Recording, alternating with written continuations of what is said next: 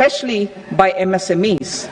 Now, I propose to fully exempt cobalt powder and waste, the scrap of lithium-ion battery, lead, zinc, and 12 more critical minerals. This will help secure the availability for manufacturing in India and promote more jobs for our youth. To promote domestic production of technical textile products such as agro-textiles, medical textiles, and geotextiles at competitive prices, I propose to add 2 more types of shuttle-less looms to the list of fully exempted textile machinery. I also propose to revise the BCD rate on knitted fabrics covered by 9 tariff lines from 10 or 20 to 20% or 115 rupees per kg, whichever is higher. Electronic goods. In line with our Make in India policy and to rectify inverted duty structure, I propose to increase the BCD on interactive flat panel display from 10% to 20% and reduce the BCD to 5% on open cell and other components. In 23-24 budget, for the manufacture of open cells of LCD, LED TVs, I had reduced the BCD on parts of open cells from 5% to 2.5%. To further boost the manufacture of such open cells, the BCD on these parts will now stand exempted. Lithium-ion battery. To the list of exempted capital goods, I propose to add 35 additional capital goods for EV battery manufacturing and 28 additional capital goods for mobile phone battery manufacturing. This will boost domestic manufacture of lithium-ion batteries, both for mobile phones and for electric vehicles. Shipping sector. Considering that shipbuilding has a long gestation period, I propose to continue the exemption of BCD on raw materials, components, consumables, or parts for the manufacture of ships for another 10 years.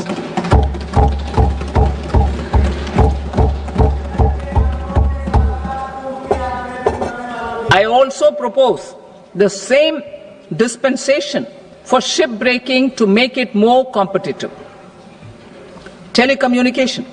To prevent classification disputes, I propose to reduce the BCD from 20% to 10% on carrier-grade Ethernet switches to make it at par with non-carrier-grade Ethernet switches. Export promotion. To facilitate exports of handicrafts, I propose to extend the time period for export from 6 months to 1 year, further extendable by another 3 months if required. I also propose to add 9 items to the list of duty-free inputs. Leather sector. I propose to fully exempt BCD on wet blue leather to facilitate imports for domestic value addition and employment. I also propose to exempt crust leather from 20% export duty to facilitate exports by small tanners. Marine products. To enhance India's competitiveness in the global seafood market, I propose to reduce BCD from 30% to 5% on frozen fish paste, surimi, for manufacture and export of its analog products. I also propose to reduce BCD from 15% to 5% on fish hydrolysates for manufacture of fish and shrimp feed. In July 2024 budget, to promote development of domestic MROs for aircraft and ships, I had extended the time limit for export of foreign origin goods that were imported for repairs from 6 months to 1 year and further extendable by 1 year. I now propose to extend the same dispensation for railway goods. Time limit for provisional assessment. Presently, the Customs Act 1962 does not provide any time limit to finalize provisional assessments, leading to uncertainty and cost to trade. As a measure of promoting ease of doing business, I propose to fix a time limit of 2 years, extendable by a year, for finalizing the provisional assessment. I propose to introduce a new provision that will enable importers or exporters, after clearance of goods, to voluntarily declare material facts and pay duty with interest but without penalty. This will incentivize voluntary compliance. However, this will not apply in cases where department has already initiated audit or investigation proceedings. For industry to better plan their imports, I propose to extend the time limit for the end use of imported inputs in the relevant rules from 6 months to 1 year. This will provide operational flexibility in view of cost and uncertainty of supply. Further, such importers will now have to file only quarterly statements instead of a monthly statement.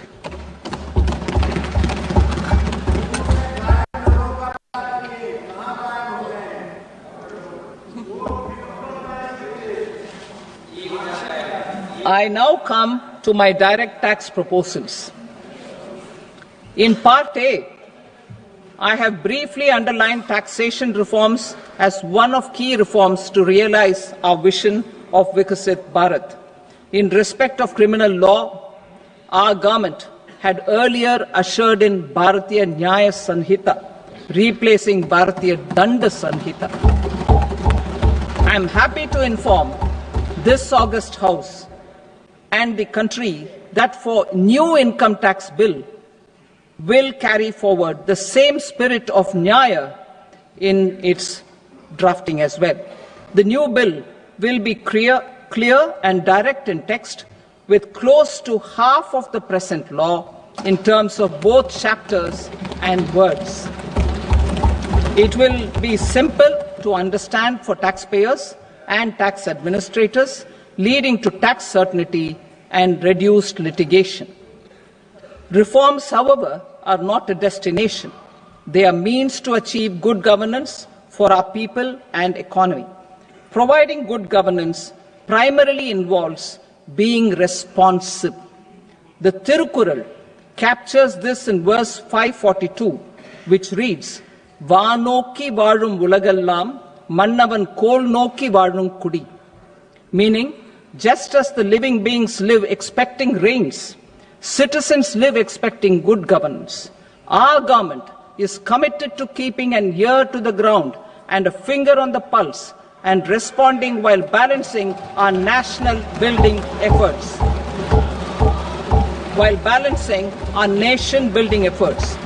The following measures will detail just how our government will, under the guidance of PM Modi, has taken steps to understand and address. I repeat that sentence, sir. The following measures will detail just how our government, under the guidance of PM Modi, has taken steps to understand and address the needs voiced by our citizens. My tax proposals are guided by this spirit. The objectives of my proposals are as follows. Personal income tax reforms with special focus on middle class. Rationalization of TDS and TCS for easing difficulties. Encouraging voluntary compliance. Reducing compliance burden. Ease of doing business, employment and investment. I will come to my proposal on personal income tax towards the end. TDS and TCS, rationalization for easing difficulties. I propose to rationalize tax deduction at source, TDS, by reducing the number of rates and thresholds above which TDS is deducted. Further, threshold amounts for tax deduction will be increased for better clarity and uniformity. The limit for tax deduction on interest for senior citizens is being doubled from the present 50,000 rupees to 1 lakh rupees. Similarly, the annual limit of 2.40 lakh rupees for TDS on rent is being increased to 6 lakh rupees. This will reduce the number of transactions liable to TDS, thus benefiting small taxpayers receiving small payments. The threshold to collect tax at source, the TCS, on remittances under RBI's liberalized remittance scheme, the LRS, is proposed to be increased from 7 lakh to 10 lakhs. I also propose to remove TCS on remittances for education purposes, where such remittances is out of a loan taken from a specified financial institution. Both TDS and TCS are being applied on any transaction related to sale of goods. To prevent such compliance difficulties, I propose to omit the TCS. I also propose that the provisions of the higher TDS deduction will now apply only in non-PAN cases. In July 2024, the delay for payment of TDS up to the due date of filing statement was decriminalized. I propose to provide the same relaxation to TCS provisions as well. The government under the leadership of Prime Minister Modi believes in Sabka Saath, Sabka Vikas, Sabka Vishwas and Sabka Prayas. In line with this, we brought in updated return facility in 2022 for voluntary compliance by taxpayers who had omitted to report their correct income. Our trust in taxpayers was proved right. Nearly 90 lakh taxpayers voluntarily updated their incomes by paying additional tax. Taking this trust further, I now propose to extend the time limit to file updated returns for any assessment year from the current limit of 2 years to 4 years. I propose to reduce the compliance burden for small charitable trusts and institutions by increasing their period of registration from 5 years to 10 years. It is also proposed that disproportionate consequences do not arise for minor defaults such as incomplete applications filed by charitable entities. Presently, taxpayers can claim the annual value of self-occupied properties as nil only on the fulfillment of certain conditions. Considering the difficulties faced by taxpayers, it is proposed to allow the benefit of 2 such self-occupied properties without any condition. To streamline the process of transfer pricing and to provide an alternative to yearly examination, I propose to introduce a scheme for determining arm's length price of international transaction for a block period of 3 years. This will be in line with global best practices. With a view to reduce litigation and provide certainty in international taxation, the scope of safe harbor rules is being expanded. A number of senior and very senior citizens have very old national savings schemes accounts. As interest is no longer payable on such accounts, I propose to exempt withdrawals made from NSS by individuals on or after 29th August 2024. I am also proposing to allow similar treatment to NPS Vatsalya accounts as is available to normal NPS accounts subject to overall limits. In my speech in July 2024, I had promised that all processes, including giving effect to appellate orders, shall be digitalized and made paperless over the next 2 years. So I'm happy to announce that digitalization is being made operational now. In July 2024, we brought in the Vivad Se Vishwas scheme to resolve income tax disputes pending in appeal. The scheme has received a great response, with nearly 33,000 taxpayers having availed of the scheme to settle their disputes. I have a few proposals to promote investment and employment. It is proposed to provide a presumptive taxation regime for non-residents who provide services to a resident company that is establishing or operating an electronics manufacturing facility. I further propose to introduce a safe harbor for tax certainty for non-residents who store components for supply to specified electronics manufacturing units. Presently, the tonnage tax scheme is available only to sea-going ships. The benefits of existing tonnage tax scheme are proposed to be extended to inland vessels registered under the Indian Vessels Act 2021 to promote inland water transport in the country. Extension for incorporation of startups. We continue to support the Indian startup ecosystem. I propose to extend the period of incorporation by 5 years to allow the benefit available to startups which are incorporated before 1/4/2030. In order to attract and promote additional activities in the IFSC, I am inter alia proposing specific benefits to ship leasing units, insurance offices, and treasury centers of global companies which are set up in IFSC.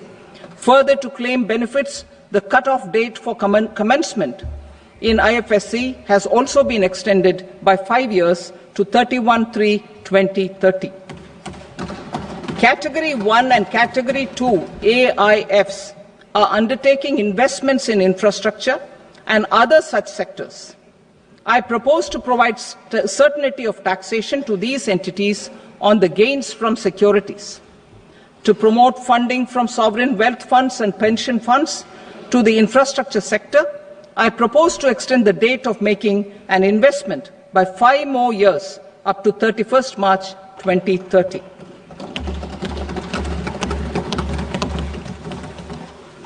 Personal income tax reforms with special focus on middle class. Democracy, demography, and demand are the key support pillars in our journey towards Vikasit Bharat. The middle class provides strength for India's growth. This government, under the leadership of Prime Minister Modi, has always believed in the admirable energy and ability of the middle class in nation building. In recognition of their contribution,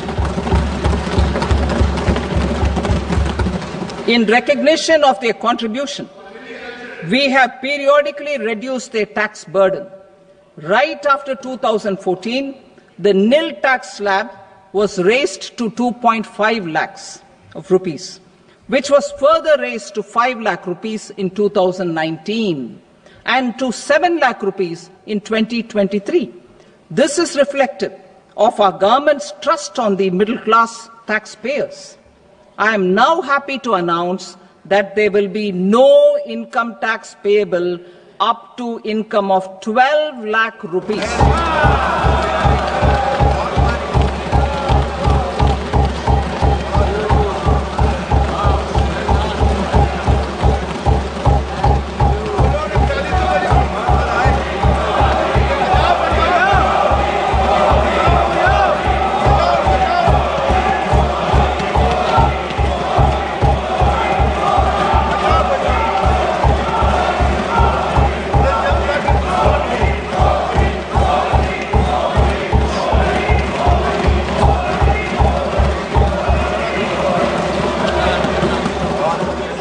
So, average income of 1 lakh per month, other than the special rate income such as capital gains, under the new regime. This limit will be 12.75 lakh for salaried taxpayers due to the standard deduction of 75,000.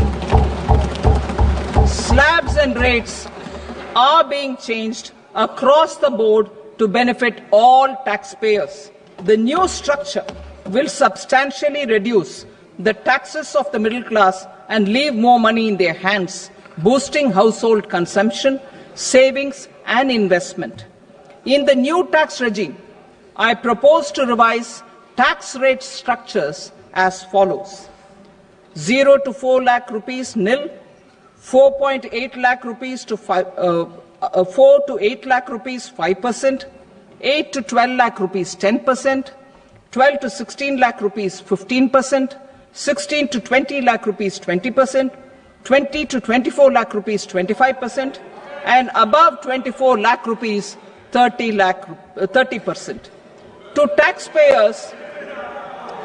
taxpayers up to 12 lakh of normal income, other than special rate income such as capital gains. I read that again.